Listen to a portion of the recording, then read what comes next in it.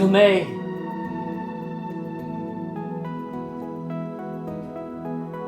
Come here real quick.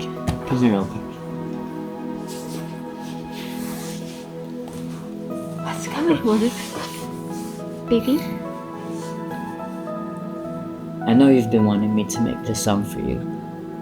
And behind the scenes, I've been working hard to make this work for you. And I just want you to hear,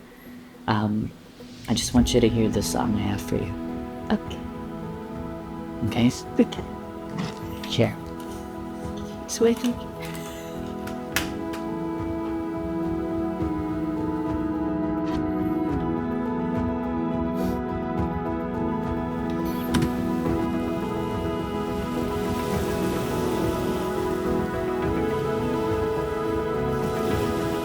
I still remember the first time I shared a song I wrote for her. We met in the Philippines while I was on vacation. We were just two strangers meeting through common friends. When I flew back to the US, we kept talking every day, texting, FaceTiming, sharing pieces of our lives across time zones. 3 months after we first met, I told her I loved her. She was touched, but said she wasn't ready to say it back. And I understood. Another 3 months passed. 6 months into our long-distance relationship, she had moved to Canada. And that's when I decided to fly out to see her again. But before that trip, I had written and recorded a song just for her. I had her wear headphones and play the song for her. I could see every emotion move across her face.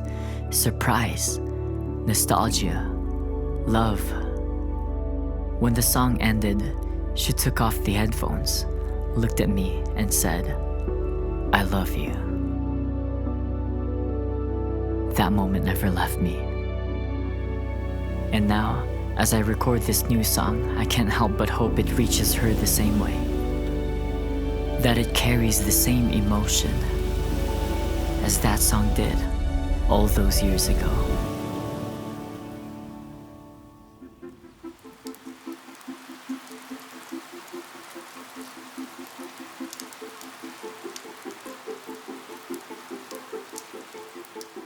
Being a musician is not easy. It's a path filled with uncertainty, and I chose it knowing exactly what I was giving up.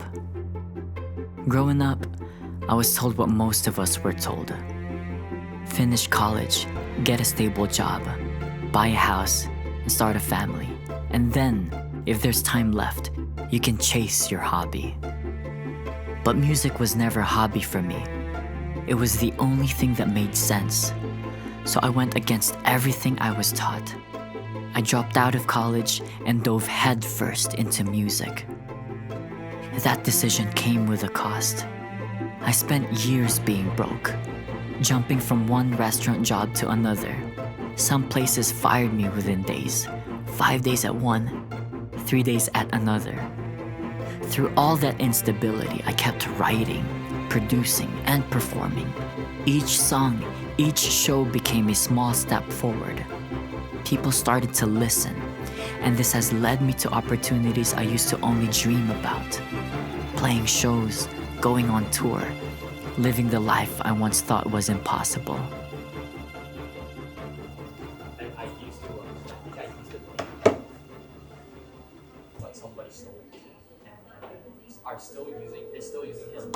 Hello? Hey bro, can I come through and record acoustic guitars at your place? Yeah, bro, come through. Alright, I'll see you. Alright.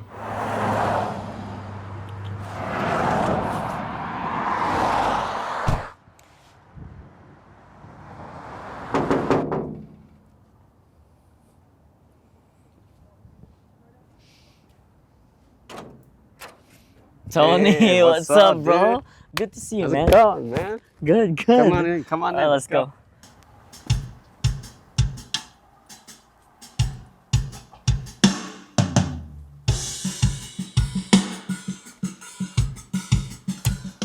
Yeah, bro, these drums suck. Yeah, bro, I just came over here to record acoustics and a little bit of piano. I got an idea. Let's record the whole thing, including the real drums, here. Here? Here.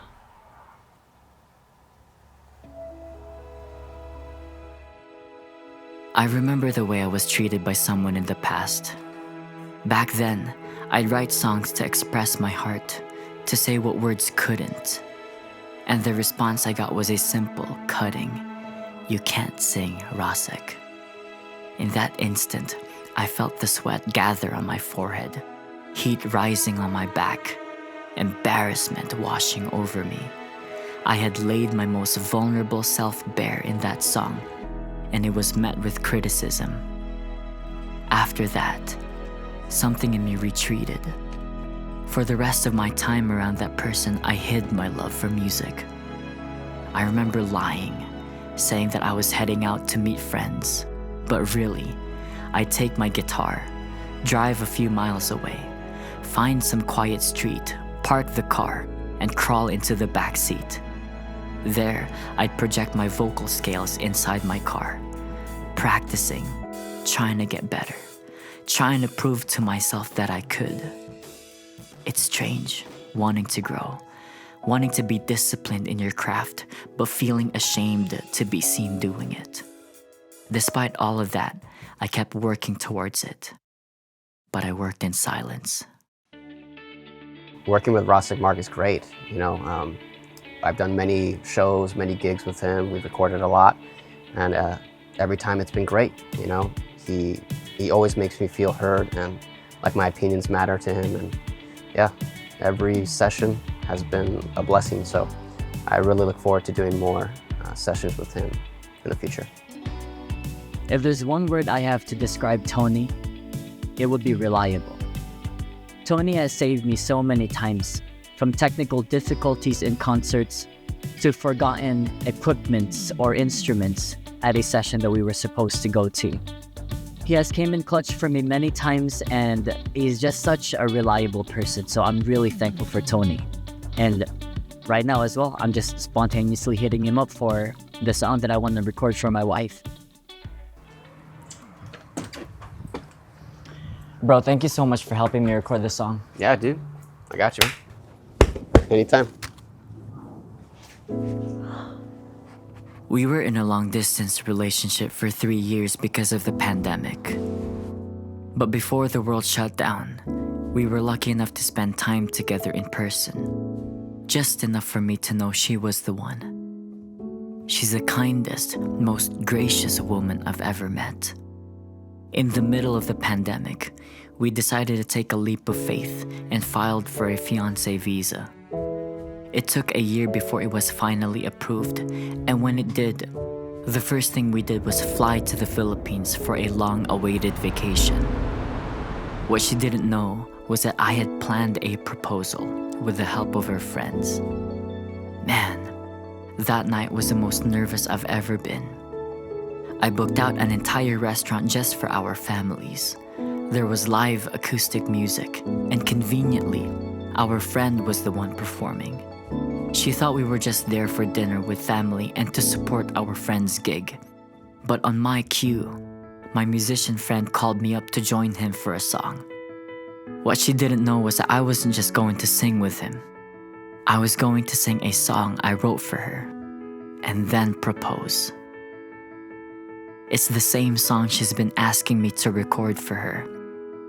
And now, finally, it is done.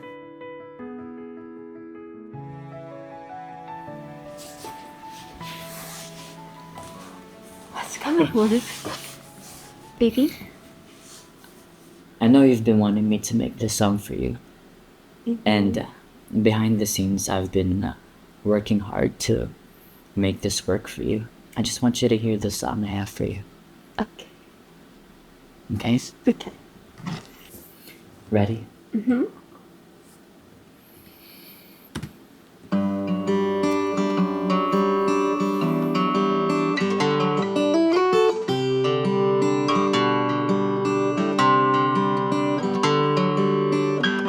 There is no perfect way to start for me to say how much I want you.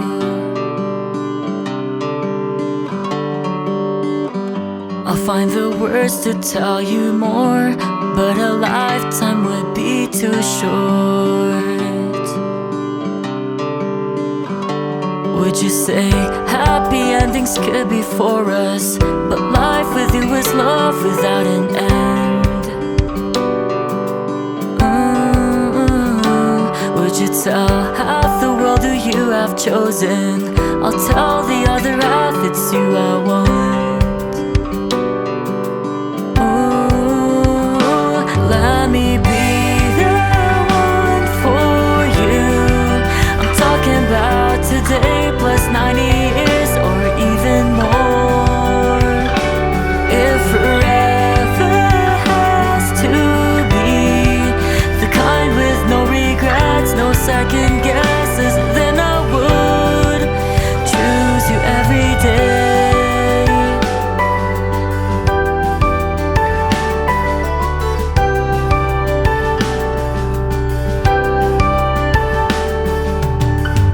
I somehow lose my sense of time when your lips an inch before mine. If I want life to flow and rhyme, then you have to be my lifetime. Every time I could catch a glimpse of your smile, I daydream when I see you down the aisle. Over time, feelings grow up to discover a life so full of bliss where you exist. Let me be the one for you. I'm talking about today plus 90 years or even more. If forever has to be the kind with no regrets, no second guesses, then I would choose you every day.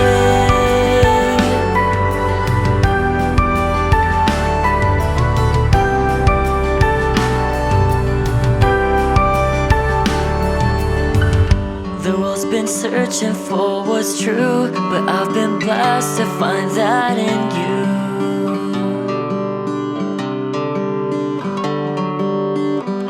They say you only live once, and I can't live for once without you. Soon enough, time would quiet waves to stillness until the moment comes I'm by your side. Maybe we spent our last years in New Zealand, a cabin in the woods, just you and me.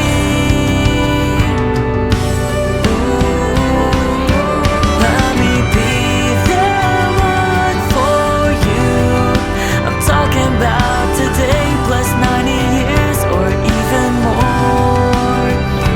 If forever has to be the kind with no regrets, no second guesses, then I would choose you every day. Choose you every day. Choose you every day.